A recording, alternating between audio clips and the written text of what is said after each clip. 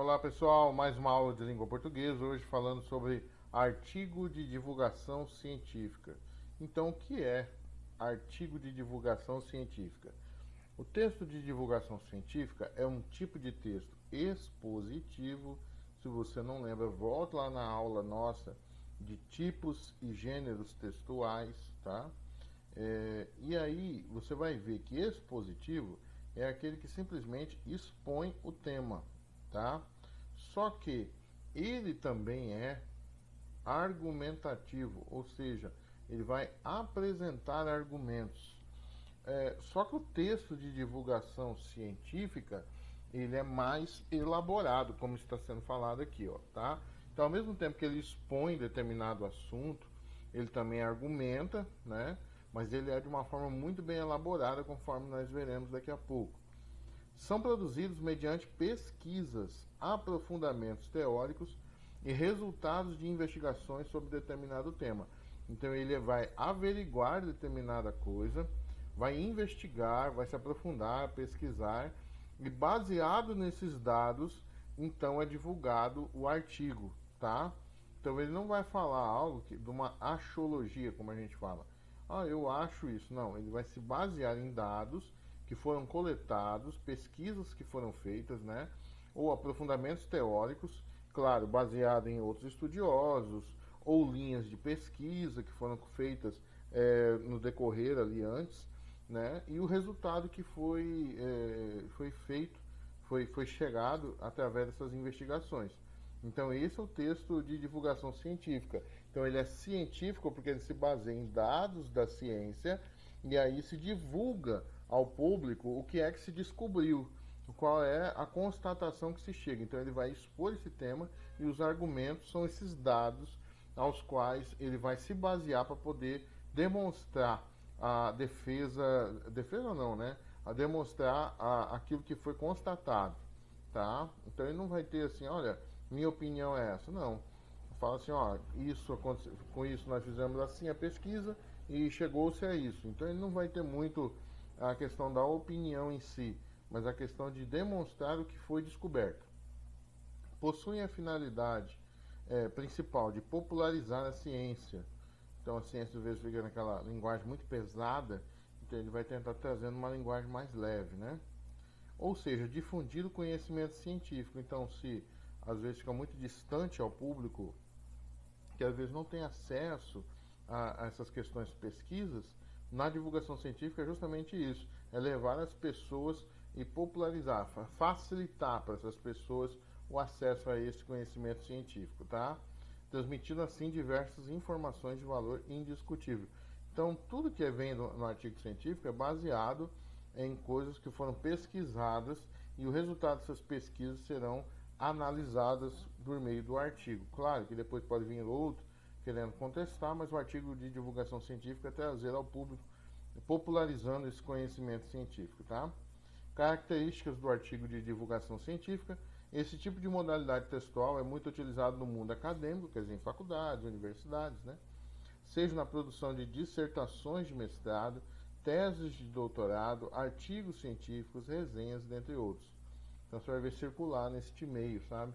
Então, assim, a questão da mídia, dos veículos de comunicação, já não é tanto. Às vezes chega, mas onde nascem esses artigos de divulgação científica é justamente no mundo acadêmico, para depois, se houver interesse, a mídia ou as mídias elas trarão o resultado dessas pesquisas. Às vezes divulgam ali alguma coisa, mas de uma forma muito simples, mas eles não se aprofundam, né? Então isso é interessante para que as pessoas que têm essa vocação científica de poder buscar dentro das universidades essa linha de pesquisa que se interessa. São apresentados com a linguagem clara, objetiva e impessoal, quer dizer, ele não vai falar eu fiz a pesquisa, eu. Não, detalha-se, percorre-se, elabora-se, então ele sempre vai usar uma linguagem impessoal, ele não vai atribuir a ele, pesquisador fulano de tal ou pesquisadora fulano de tal, é sempre o texto de uma forma impessoal, tá? Destituído de marcas pessoais com verbos na terceira pessoa, esse que é o impessoal, tá? De acordo com as normas da língua. Por esse motivo, são evitadas as expressões populares. Então ele não vai usar gíria, tá?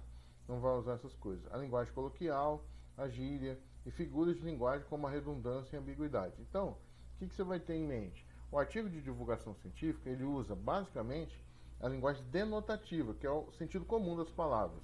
Ele não vai se arriscar em linguagem de sentido conotativo, porque não é esse o objetivo.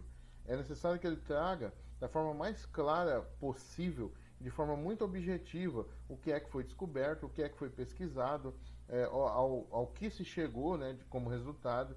Então, para isso, ele não vai poder se utilizar de palavras vagas.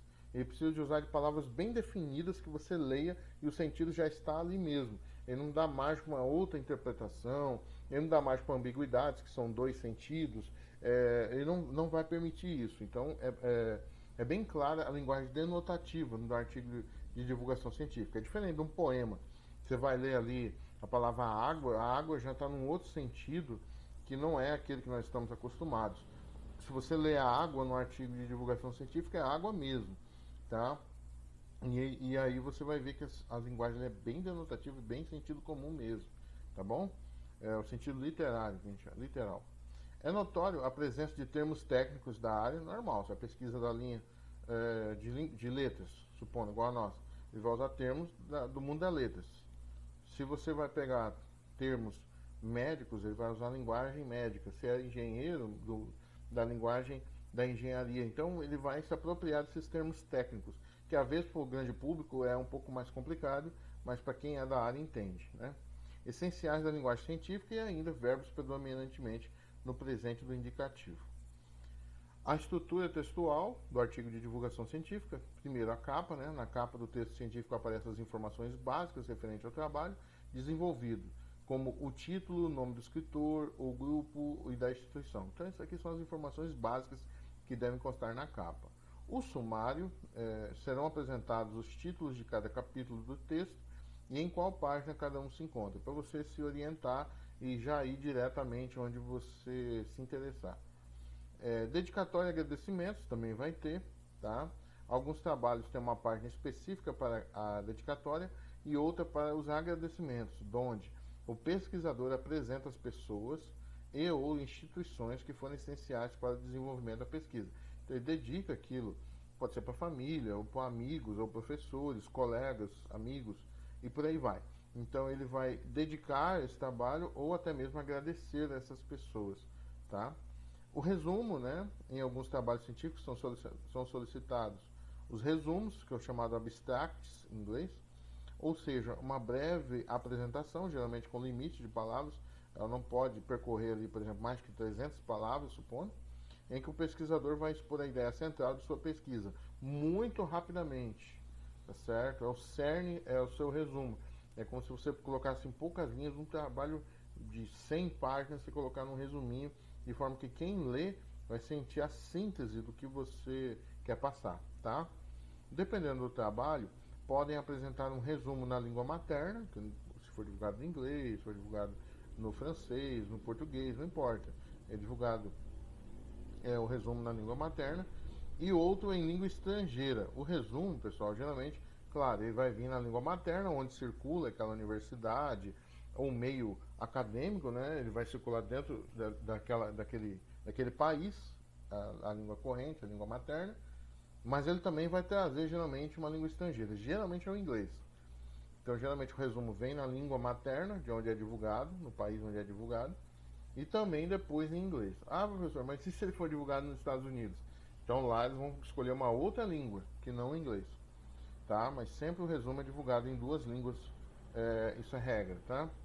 Palavras-chave, geralmente abaixo do resumo, são incluídas algumas palavras-chave, ou seja, termos essenciais e pontuais para o desenvolvimento da pesquisa. Então, como se fosse o resumo do resumo, né? Você fez um resumo em 300, tá? Mas se você fosse colocar palavras-chave, como você resumiria em palavras-chave para pesquisas, para poder chegar e encontrar um trabalho do tipo seu, né? Ele segue que linha de palavras? Quais palavras mais que expõem a essência do seu trabalho? Aí você vai pegar as chamadas palavras-chave. Você vai falar origem da linguagem, ou encontros não, perdão, descobertas dentro da medicina, descobertas medicinais, ou se for dentro da engenharia, né?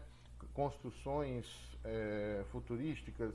Então ele vai usar sempre essas palavras, esses termos que vão ser a síntese da síntese, vamos dizer assim, o resumo do resumo, tá? Estrutura textual, ainda nós temos a epígrafe, que nos trabalhos científicos é comum encontrar uma epígrafe, ou seja, uma frase ou parágrafo que tem uma relação com o que será discutido no texto. Uma pessoa pega de alguém muito conhecido, ou pega um versículo da Bíblia, um pensamento que ele teve, ele vai colocar ali a chamada epígrafe. É uma frase que demonstra ali algo importante para ele, para o autor.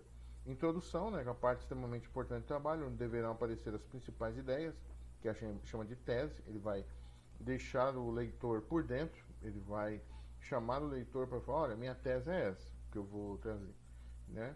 E conceitos que serão desenvolvidos no texto.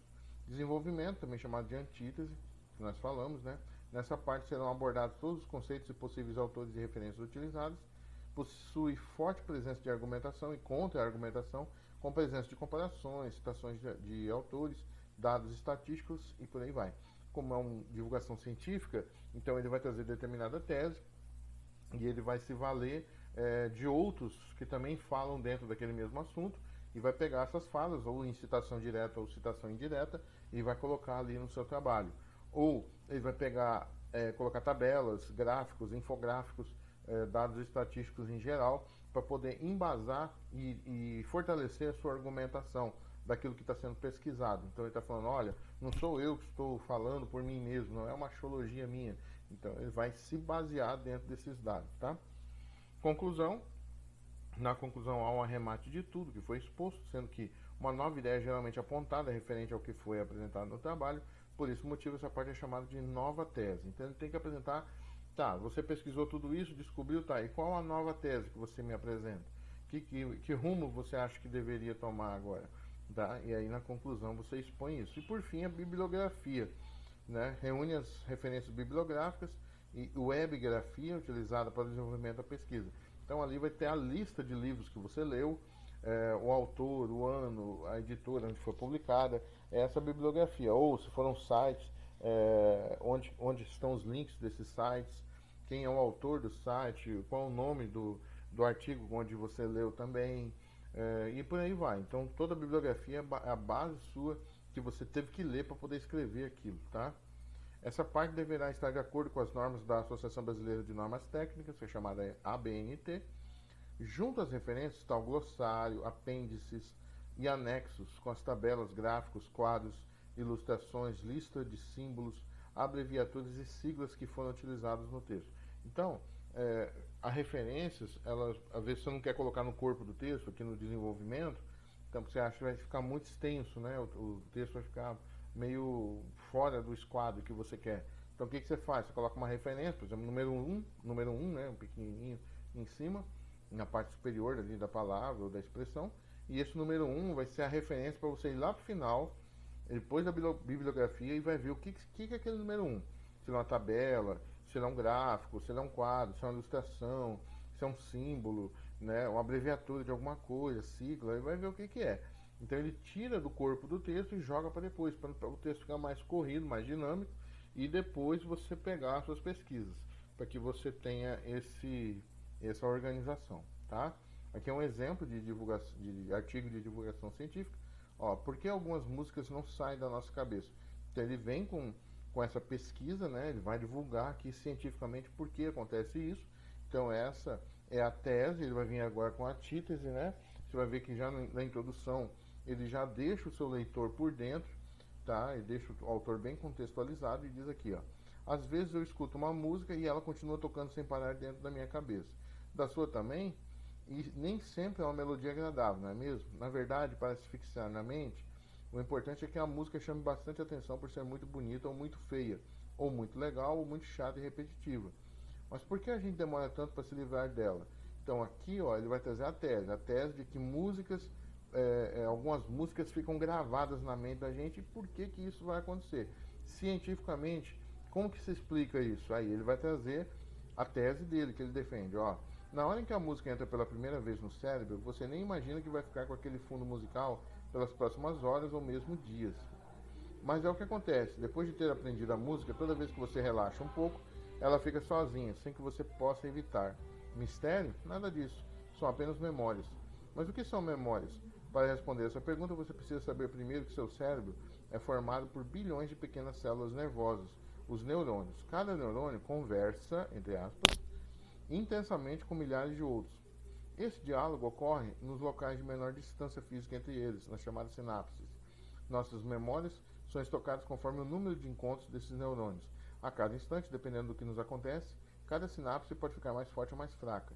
Quando escutamos aquela música inesquecível no rádio, muitos encontros de neurônios se reforçam e a gente memoriza a sequência de sons. A partir desse instante, acontece um efeito conhecido entre os cientistas como reverberação de memória, o que é como se o cérebro repassasse inúmeras vezes a mesma música. Então fica como se fosse um looping, né? Por isso, algumas melodias grudam em nossa mente. Para ficar mais claro, pense em um campo bem plano. Se você jogar um pouco de água nessa superfície, ela não vai correr, vai apenas ser absorvida pela terra, certo?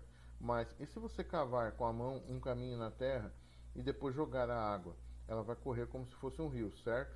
É mais ou menos isso que acontece dentro da nossa cabeça. Quando você ouve aquela música inesquecível, é como se fosse cavado um caminho no seu cérebro por onde a música corre sem parar. E é essa atividade livre dos neurônios que causa na gente a sensação de escutar a música novamente. Este é o mesmo fenômeno envolvido na formação dos sonhos. Para recordar, leia a CHC 219. Então, pessoal, isso aqui é um texto de divulgação científica. Veja que ele tenta apropriar uma linguagem para as pessoas conseguirem entender mais. Você vai ver que aqueles que divulgam-se dentro das universidades, ele vai ter uma linguagem mais pesada, mas o que ele faz aqui? Ele tenta alguns termos deixar mais suaves para que todos ali entendam, tá certo? Eu coloquei aqui um outro defeito estufa, depois você dá um pause e dá uma lida aqui com mais calma, tá? Porque o meu tempo aqui já foi, já está bem extenso o vídeo, e a gente fica por aqui, pessoal. Até mais, até a próxima.